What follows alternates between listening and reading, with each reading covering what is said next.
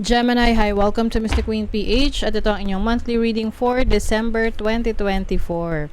So if you're interested in private readings, meron tayong promo ngayong November, no? So kung magbubook kayo for a private reading, 25% discount yan sa mga tarot reading services. So yung link nasa description, add sa pinned comment, paki-check nyo na lang information kung paano mag-book for a private reading.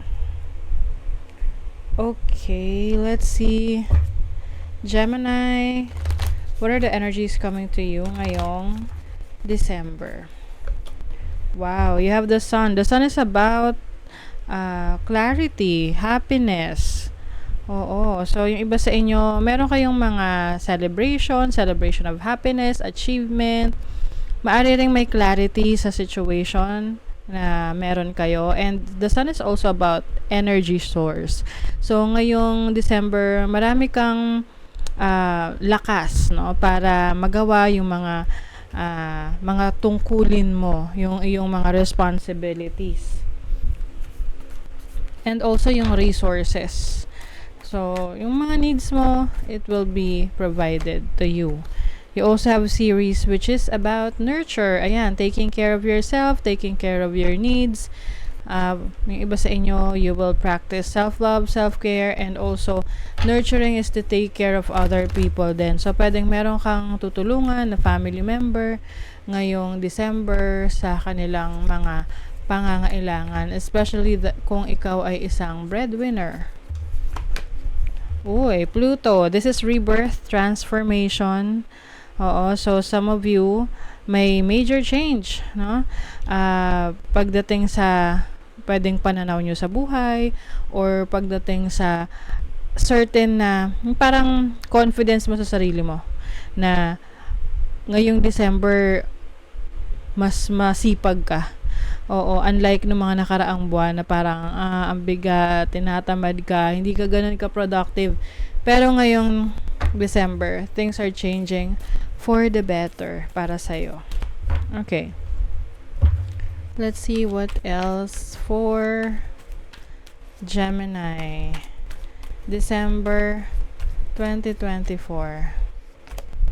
You have the Hermit. So, energy to ng Virgo, reassessing your situation. Pwedeng meron kang mga ina-analyze, no, na decision mo in the past at decision mo sa mga susunod na buwan.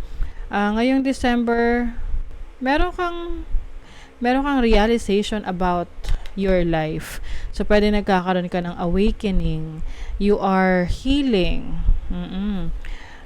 Mas na-enjoy mo rin yung katahimikan na pwedeng ngayong December mas magbibigay ka ng time sa sarili mo na ikaw lang, no? Quiet times, ganyan. And ito yung magbibigay sa'yo ng bagong perspective sa buhay.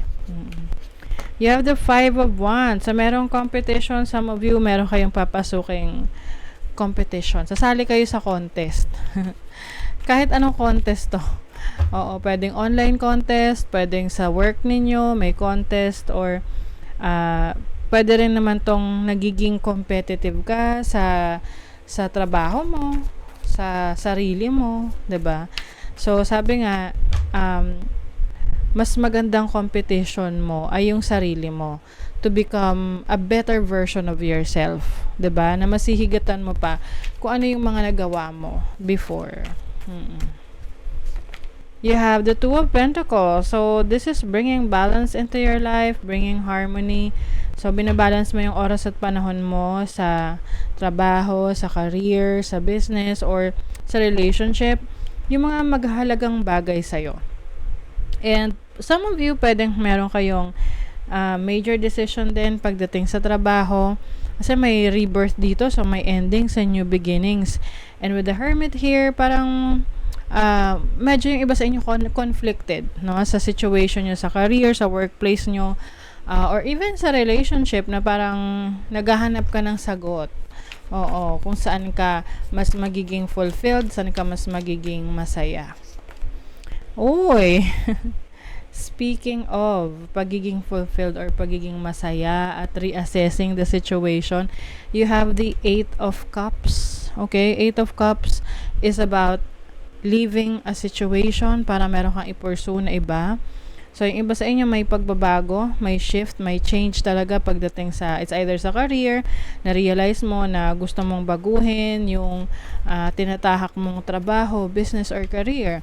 Dahil nakita mo na merong mas magandang opportunity para sa'yo.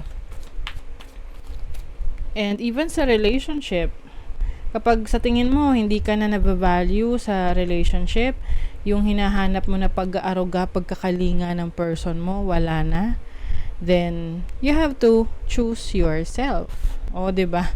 Oh my God, the death card. Huwag kayong matakot dito sa death card kasi this is a symbol of transformation. So, this makes sense with the Pluto here, okay? May transformation, may new beginning. Something has to end para may magsimula. Meron kailangang matapos para may magsimula. So, para sa iba sa inyo, pwede itong relasyon, no? May magtatapos na relasyon, connection. Kasi yung relationship, hindi lang naman yan sa romantic. Pwedeng sa friendship, sa family.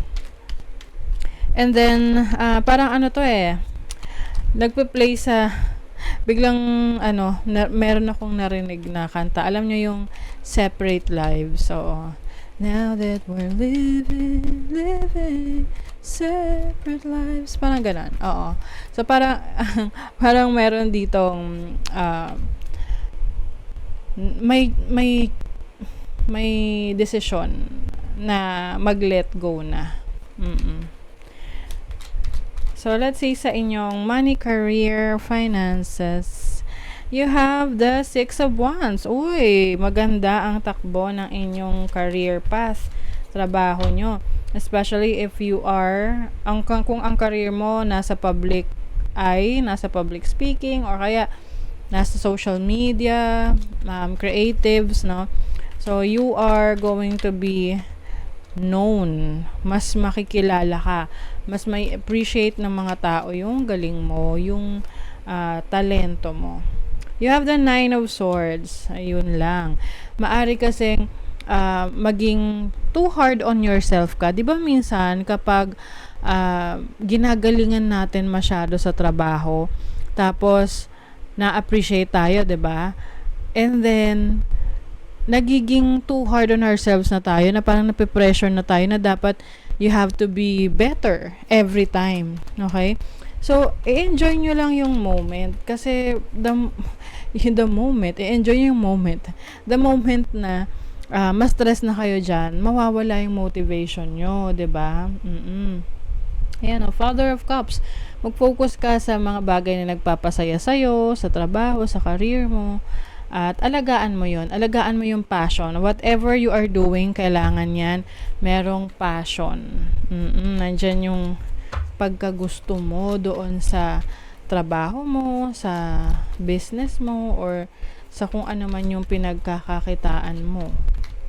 Sa love life naman, yun na nga, Five of Cups. Meron ditong losses. Ayan, Strength card.